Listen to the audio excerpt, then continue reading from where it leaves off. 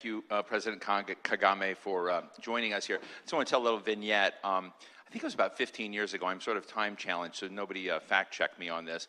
I was invited to a small little kind of global infrastructure meeting that former Secretary of State Madeleine Albright was involved in, and you basically did whatever Madeleine Albright asked you to do. If she called you, I would say yes, and all of a sudden, with jet lag, ended up in a small room, interesting people, didn't know them, in Istanbul. And so I'm sitting there with this guy, no formality, no suit, not a jacket, not a tie. And I said, "Hey, what do you do?" And he says, "I'm Paul Kagame. I'm president of Rwanda." And that, and then we met at Clinton Global. We met. So this was, quite a long time ago, and we've had conversations. But what was really struck me at that moment, so many years ago, when we first talked, was your vision for taking Rwanda out of the nightmares and horrific experience it had, and to writing a different story for Rwanda. So, Mr. President, let me just state, right now you're here for many heads of state of more than 40 different countries in the African continent with the President of the United States. Is this summit going to matter for Rwanda in any specific, tangible way? Well, yes, we are here. We are having a summit, U.S., Africa, getting together. We are here 2014. Did anything come out of that? Well, we had a good meeting. At least we had a good meeting. Even now, I think you're going to have a good meeting. The rest, I think. And you were there then. You're one of the few that were at both. I was there. I was there 2014. Now, this time around, I'm here. We come and participate. We give our views about many things to do with Africa, or to do with the relationship with the U.S., and we keep going. Well, I interviewed a woman yesterday. Her name is Arikana Chihombori Kwao. If any of you know, she's the former African Union ambassador to the United States. She's right now in Zimbabwe, and I interviewed her yesterday. And she said that the United States shows incredible disrespect towards Africa, that it did not share an agenda with the African leaders that it had asked for, and that this is more about China than it is about Africa. And I'd just be interested, it's an interesting frame that I think was candid and was a critique of the approach that American policymakers. So what's the tough love that American policymakers and President Biden need to hear about how they deal with African leaders? To begin with, the problem of relationship with China or with the United States is systemic. If you go many years back, when the international institutions were being formed, Africa was not anywhere at the table where many issues were discussed. And from that time, what has always been visible is the assumption that these big countries have to decide everything for themselves and for others, even others without participating or having a say at all. Some people call it, of course, double standards, which I may understand, because there is a lot of saying, do as I say, not as I do. A lot of it goes on, and that's what describes the double standards. So, but with the relationship between Rwanda or Africa and China, or Rwanda and Africa and the US, I think the most important thing is I speak for myself, I speak for Rwanda. I'm sure many Africans would have a lot to say. I don't think we need to be bullied into taking or making choices, choosing between US or China. It's really none of our business. I think we need to have both and others as partners, in as far as they also respect us and understand that we have something to contribute. There is a lot at stake for us. So we can have something to say. We need to have something to say. So whatever is going on between China and the US, and then that being brought to Africa, is something we need to treat carefully ourselves. Minding our business, we have countries to run, we have a continent that should be in this conversation the way it should be. So there is therefore, on our part, at least as far as Rwanda is concerned, to resist being drawn into these big power plays and just associate with anyone who gives the benefit to the country or who listens to you and respects you. And I think that's the way I would prefer we go about the business. When you and I chatted last year, I raised the U.S.-China issue. You said, Steve, U.S.-China are important, et cetera, we can deal with them, but, Rwanda has its own story. If you go to an American in Oklahoma, Alabama, anywhere who may not be tuning in right now and said, what do you think about Rwanda? For them, the frame is probably about the genocide. That's what they last know and remember.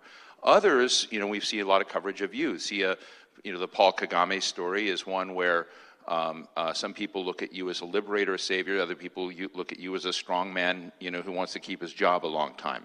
What is the Rwanda story that you want Americans to know, others from the continent to know? What is the proactive Paul Kagame agenda that you put on the table? Rwanda is not just a statistic. We are there, we exist. And we have to make sure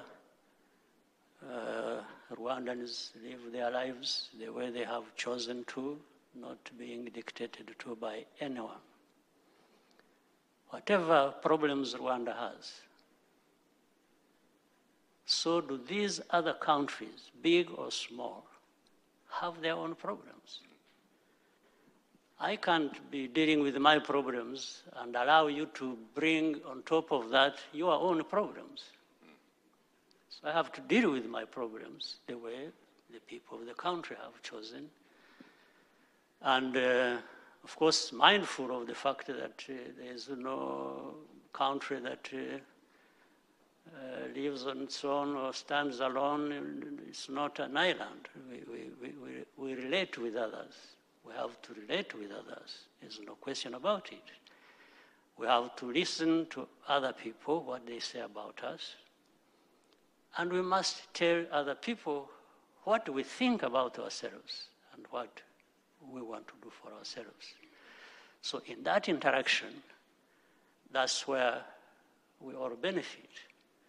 I can't be there. In fact, if you look at even our own history, the many problems the country had, many would attribute that history to external factors. They talk about colonial times and what happened and so on and so forth. For us today, we are not there. We've left that behind us. Mm-hmm. What happened in the past happened. We learned lessons, but we have to look more to the future than to be caught up in the blame game of who did what to us in the past Now we are there. What are you going to do for yourselves is the question. So that's what we concentrate on. We concentrate on saying, whatever happened in the past happened. Have we learned lessons? What do we do for ourselves? So the people you would ask about Rwanda and tell you all kinds of stories. There are different categories of people. There are those who know absolutely nothing about Rwanda, and yet they want to tell you the stories about Rwanda. There are others who know the stories, but they have their own views of how Rwanda should be and so on and so forth. They have their own right to do that. There's another category of those who know. In fact, it is their story. They want to tell it as it is, or they want to do whatever is possible for them to contribute to the well-being of Rwanda, and that's the other category.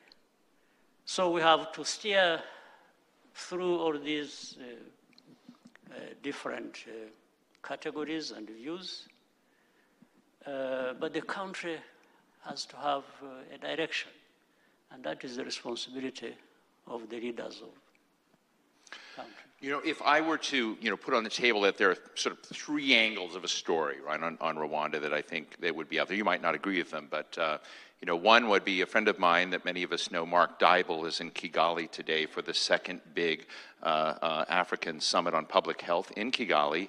They're launched, you're opening a new biopharmaceutical industrial park and doing a very positive, sort of modern, interesting story. COVID vaccines now being tried in your public health. That's one story. Another story that many Americans know is Paul, we've talked about it before, Paul Rusesabagina, who's very popular in the United States, in prison now in Rwanda, and I think you've been in, potential discussions about him with others like Secretary of State Anthony Blinken, and we classify Paul as a wrongly detained person. There are concerns here. And then there's the third with the conversation with Secretary Blinken that you had last week about the DRC and about Rwanda's activities and concerns that you might be destabilizing the DRC. So those three stories, if you were to do it, my question to you is, why not solve the DRC and the Paul story and have more of the modernization, tech, we're growing our economy? You get defined in different ways in the international community. Why not solve the two and elevate the third? Well, to begin with, there is no guarantee that even if you did what they want you to do, you would actually get those promises you're talking about. We've been there for, now the country has been moving on for 28 years. How about what happened before actually those stories came up? There wasn't much flowing in that sense that later on was stopped by those stories. So, but that's a different thing. Let me quickly speak to the two programs. The story of Rusesabagina, and in fact it explains now at the beginning what happens with the countries and the relationships and so on. A big country like the United States dealing with Rwanda, a small country somewhere in the middle of Africa. What I was saying, when people just tell you what to do or want to tell you what to do for yourself, comes in this sense. That story of Paul Rusesabagina, the case is very clear. It has gone through the courts of law with the due process. The evidence, the facts about the case were presented in the open. The history of that is also clear. It has been told. Now, there's something wrong here that... And it involved the European courts. Did it involve the European courts? What? With Paul, did it involve the European courts as well? Okay. That would be another big problem if it involved the other courts outside of Rwanda. I'm talking about Rwanda in our legitimate right to do what we have to do for ourselves. But he's charged with other 20 people. In other words, there are 21. In fact, all of them found guilty on the basis of that evidence and facts presented before the court. The other 20 are not complaining because some of them admitted what they were involved in, and with Rusesabagina as even at one time their leader. Now, with this situation, somebody comes and says, no, this person is famous, he's a celebrity, you have to, and he's a resident of the United States, so by that, you've got to release this person. And some of us have raised this question and say, okay, we let this one go free. How about the other 20 who have been in the same crime with him and have actually pointed to him as even having been their leader? That's one. So the second aspect to that is, what are we going to have to deal with here? There's a serious case here, but it will be nullified because somebody in the United States is saying so. Well, some people may find that normal. I don't. Rwandans don't. So we might find... So is Blinken's advocacy and determination of him being wrongly detained helping his case or hurting his case? I think from what I have said, you can conclude. Yes. Oh. Because we've made it clear there isn't anybody going to come from anywhere to bully us into something to do with our lives, and we accept it. Just finally, is there And maybe make an invasion and overrun the country, you can do that, but... Is there an arrangement with him that would work to, again, I think the tension is, again, to come back to the biopharmaceutical park, to come back to, what Qualcomm and others are doing in the state, to look at, the advancement, the bets you're making on technology. Is there not a path to help check that problem, or is it just going to remain part of the Rwanda picture? But why have this problem isolated? And how about many problems that happen in the country? What happens? If we are going to be dealing with our problems in this manner, that the one associated with somebody who is powerful will not be held accountable, but the rest will be held accountable. I don't understand it for anything. But let me quickly go to the Congo problem. For Rusesabagina's case, I think it's clearly where it is. People can keep talking about it. I'm not interested in going into a lot of other details here and there, but those also are happening. But what I wanted to tell you was the general frame of mind around this case and how it operates. It doesn't matter, because we can't just make one person so important that they want to be held accountable. And by the way, this is even when the person we are talking about himself provided evidence against himself by saying what he said, and that is on camera, that can't be disputed.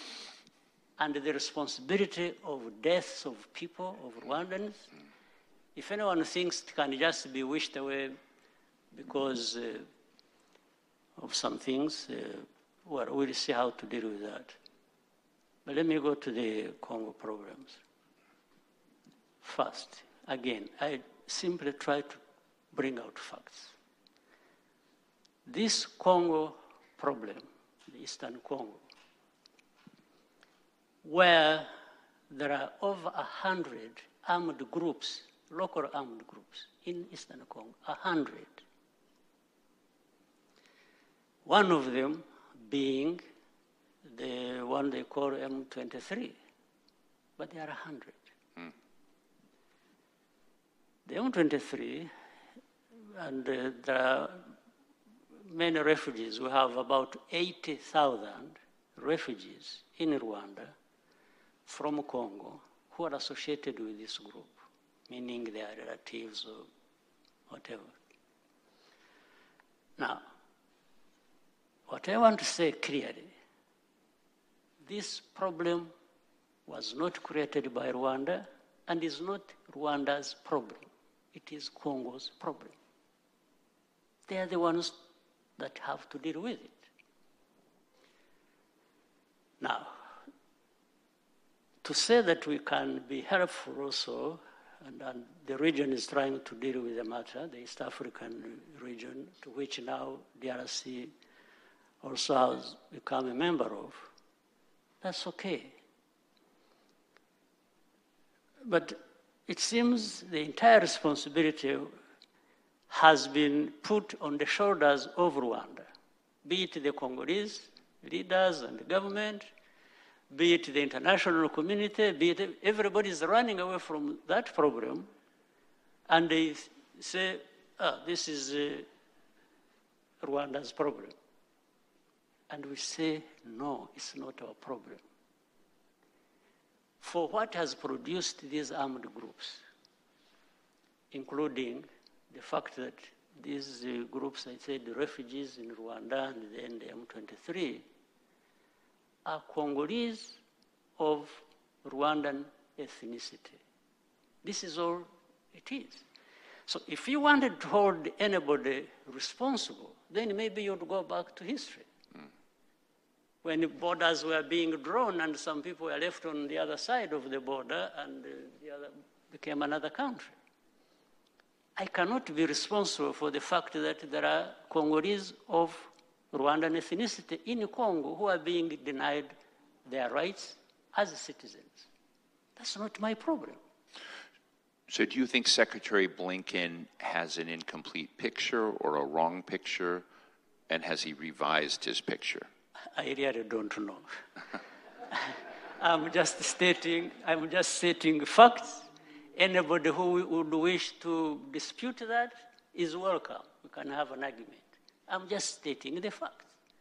How anybody else is interpreting those facts, they have to produce their own evidence to convince people as to what to believe. So let's discuss the third leg. My friend Mark Dybul, many of you know, was the PEPFAR AIDS ambassador under President Bush, is in Kigali right now, maybe you're watching, and he's at a major health summit in Rwanda. There are major steps being taken in the public health space. You've created this new park. So tell us about that picture of what Rwanda is investing in by way of new tech and how your future is going to be tied into this new arena. And not just in the biopharmaceutical space. You're doing a lot in the technology sphere, and would love to just hear your vision of whether, not to say it's the same thing, but Southeast Asia, South Korea used to be one of the poorest places in the world, is now one of the richest and is there. Do you have a vision along the lines of what some of the tech tigers did in Asia that is informing what you want Rwanda to be in the African continent? Before I come to that, I've remembered something I should mention here relating to the previous question. Tied with what is happening in Eastern Congo is the FDLR. These are the remnants of the... Say one more time. FDLR, these are remnants of the groups that carried out genocide in Rwanda, who have lived in Eastern Congo for all these years. And in this particular case, what is very clear they've been helped by getting arms and fighting alongside government forces. And the government is aware of that, and we have brought it to their attention several times and given them facts again. So there is a mix of the problems that concern us.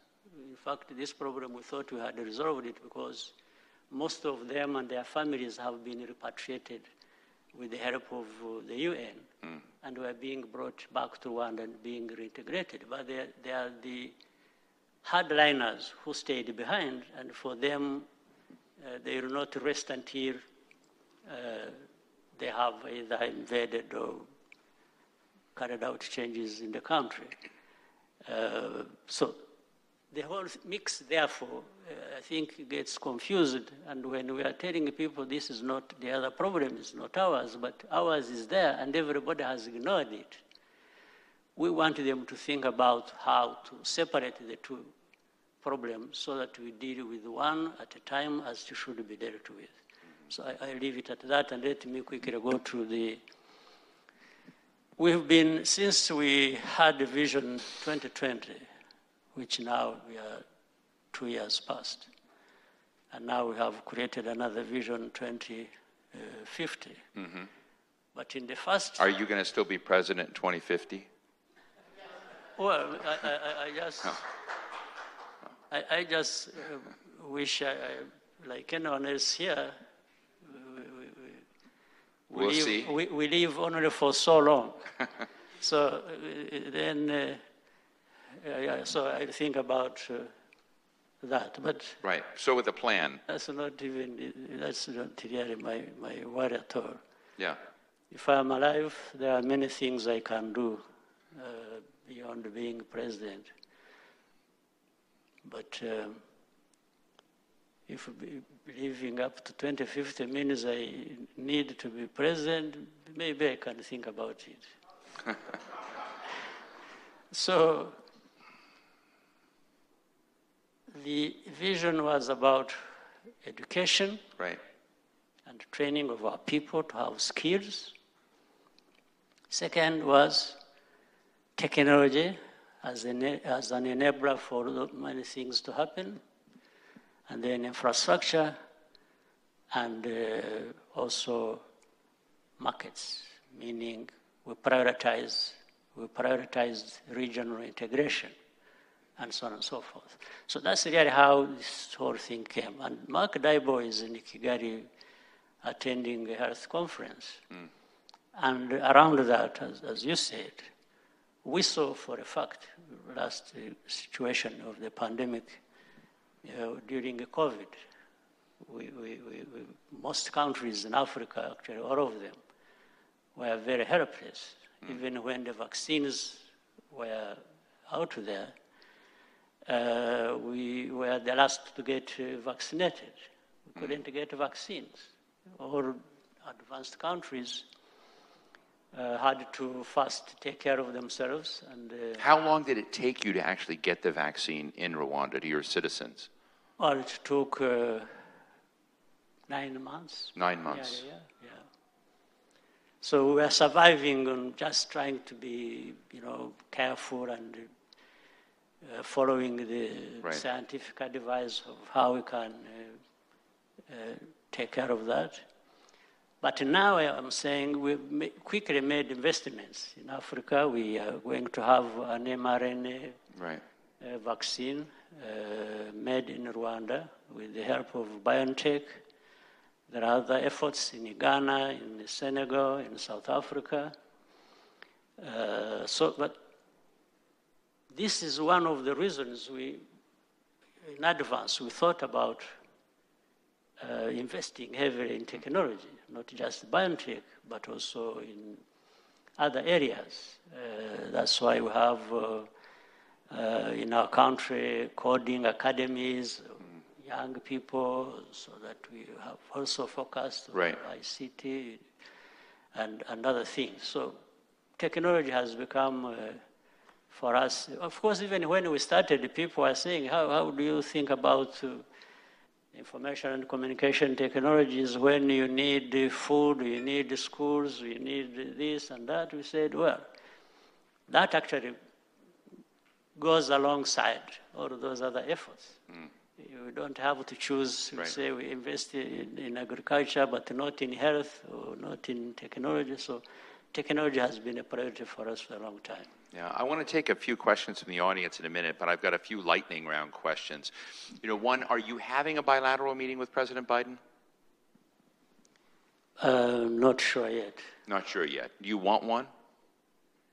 Why would I come all the way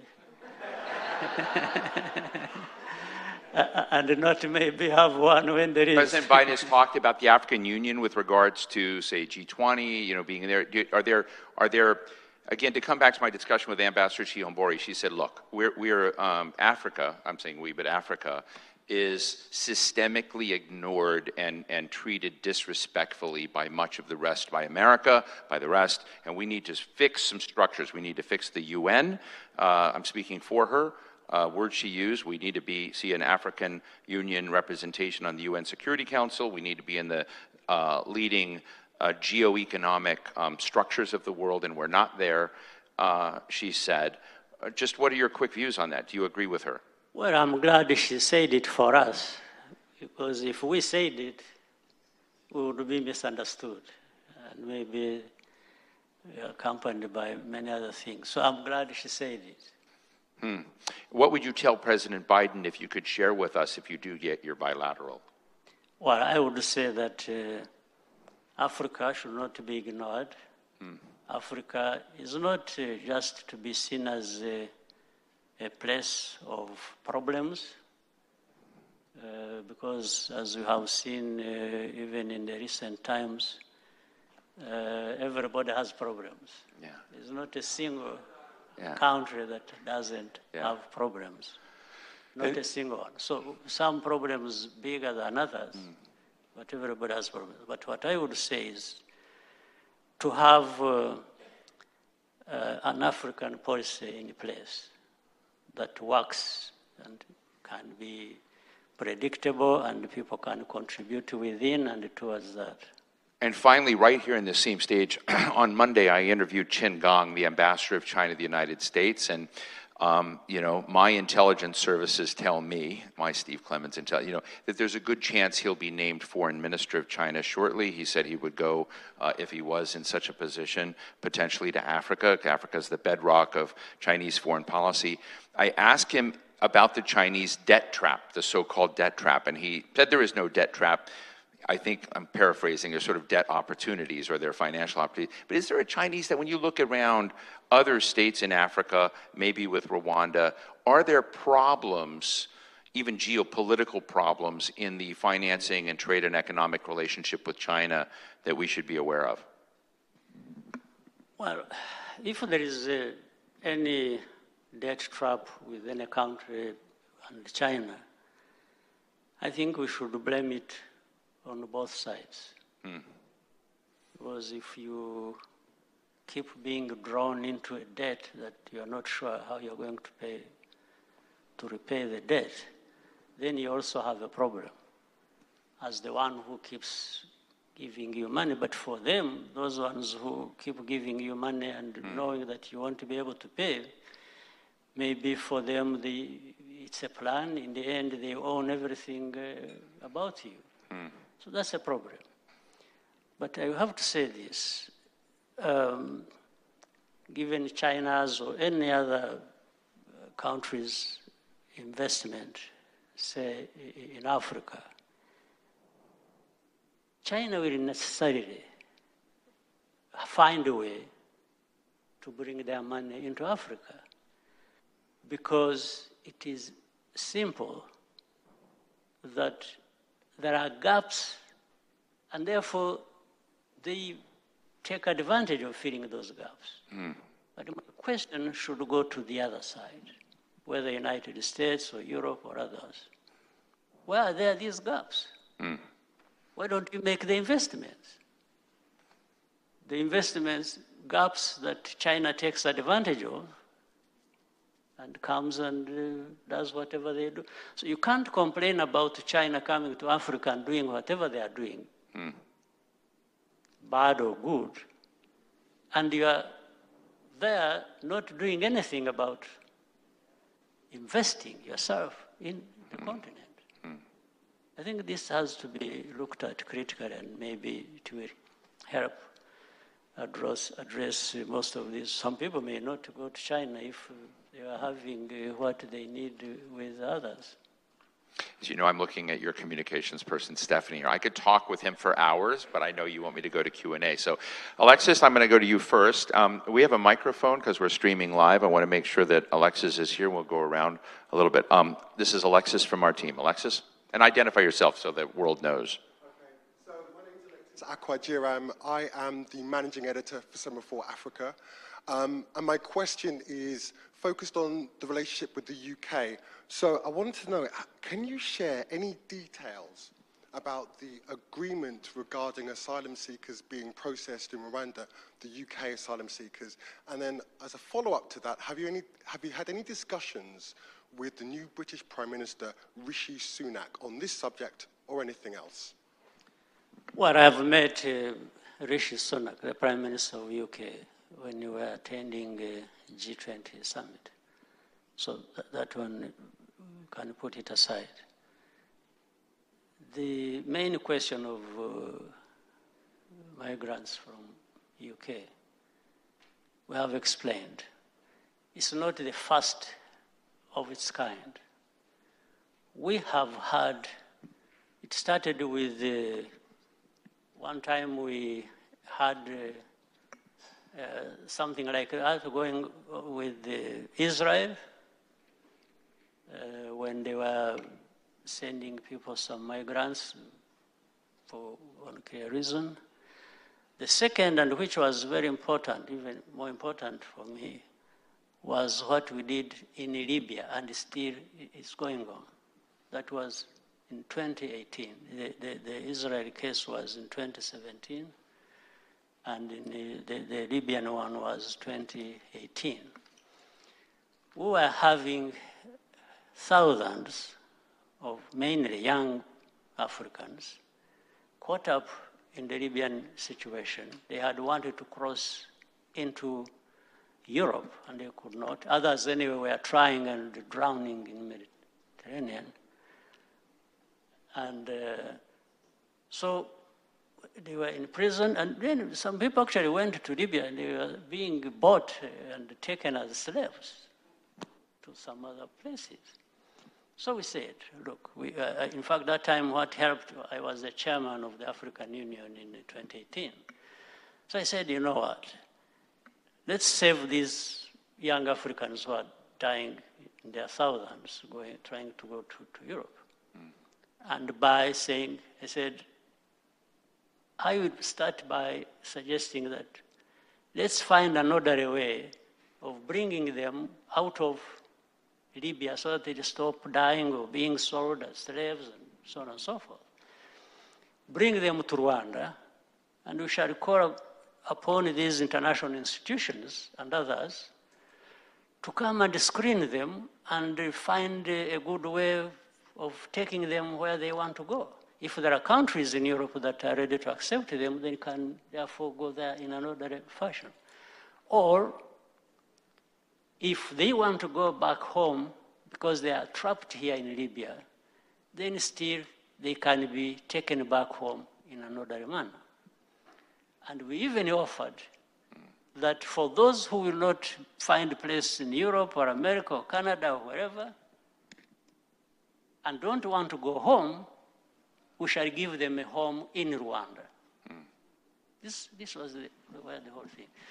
So, and this is what really happened that we tried to do, even with the UK. UK is the one that approached us, and they had problems. Mainly, we were convinced by the fact that some of these are illegal migrants, and they have problems with that. And they were saying, so they learned from that process, which we are carrying out for Libya, by the way, which is still going on now.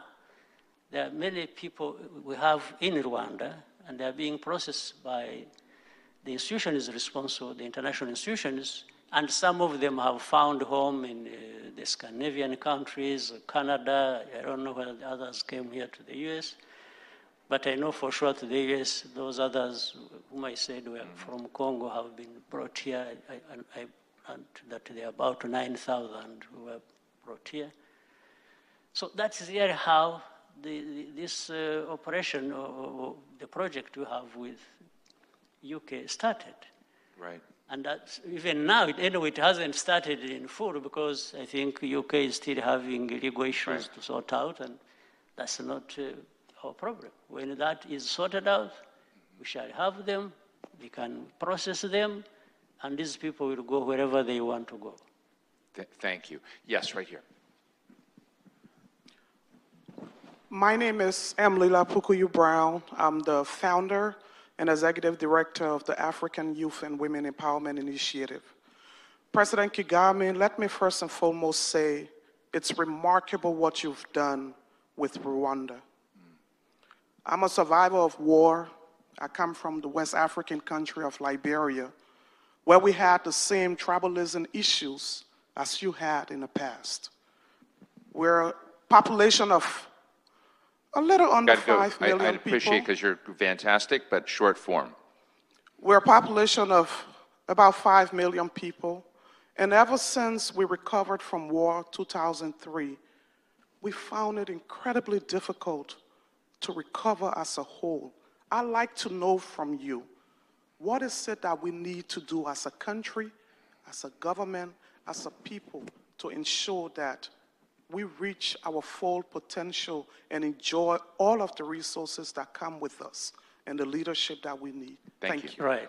In short, I would say any country has leaders, and the first task of leaders in that kind of situation is to try and find a way of, one, building institutions, two, a process where there could be trust between the people and the government, and trust within the population themselves.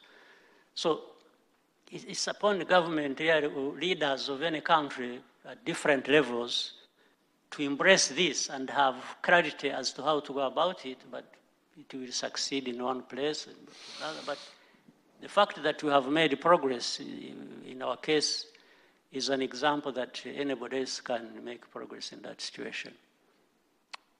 Justin, I'm going to him because he's my boss. Justin. Thank you. Justin Smith, founder, CEO of Semaphore.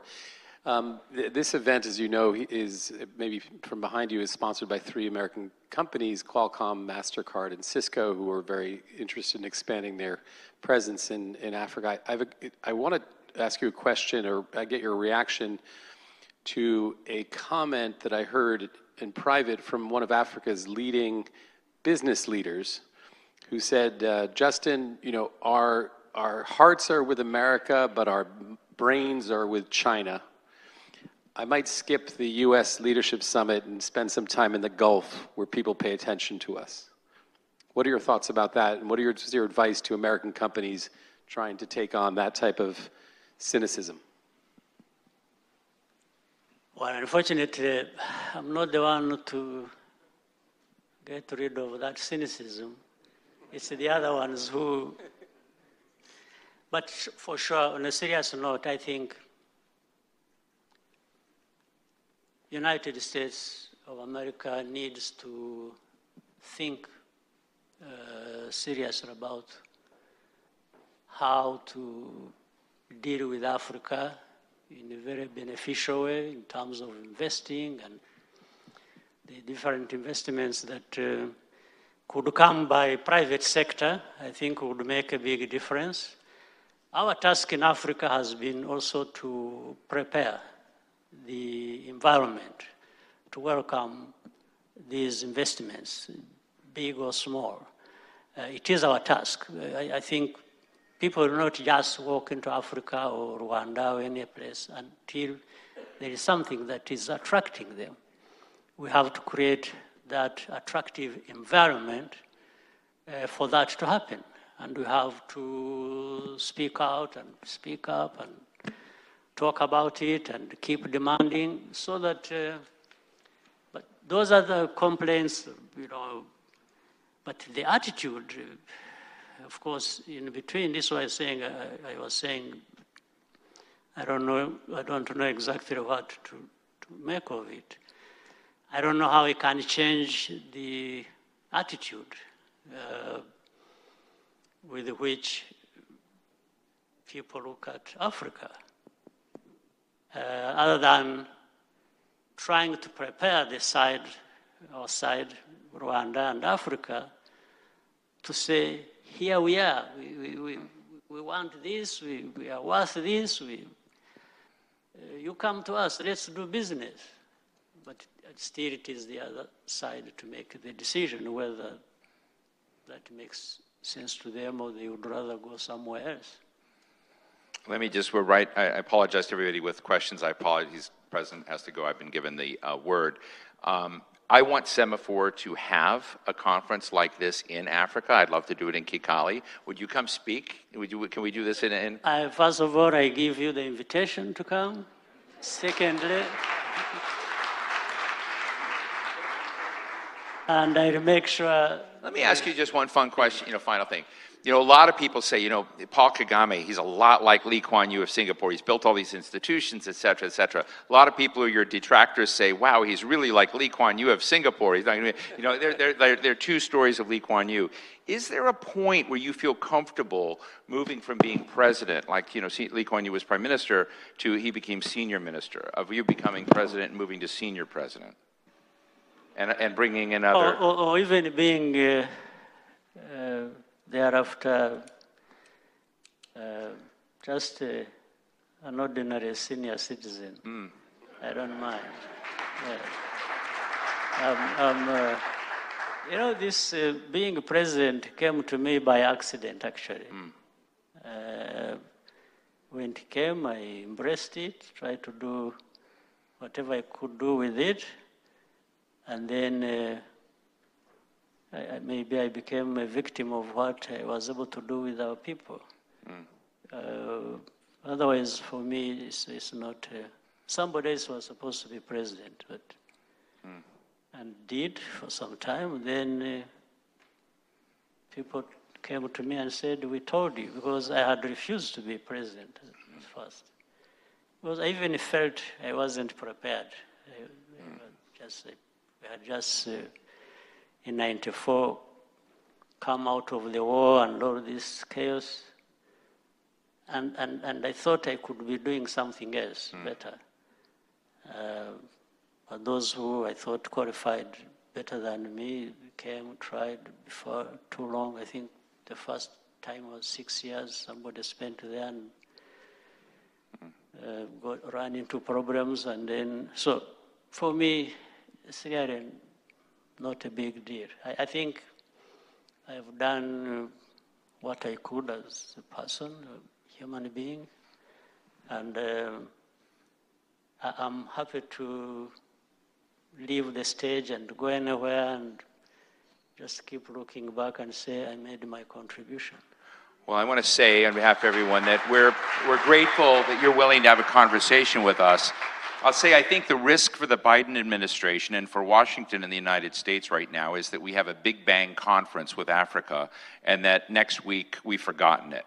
I don't think Semaphore is going to do that, that our conversation, I hope we can continue to have a conversation, candor, back and forth, and I know that our team with Semaphore Africa will continue to be consistently and fairly engaged in Africa. Thank you so much, Mr. President, for joining us. Steve. Thank you.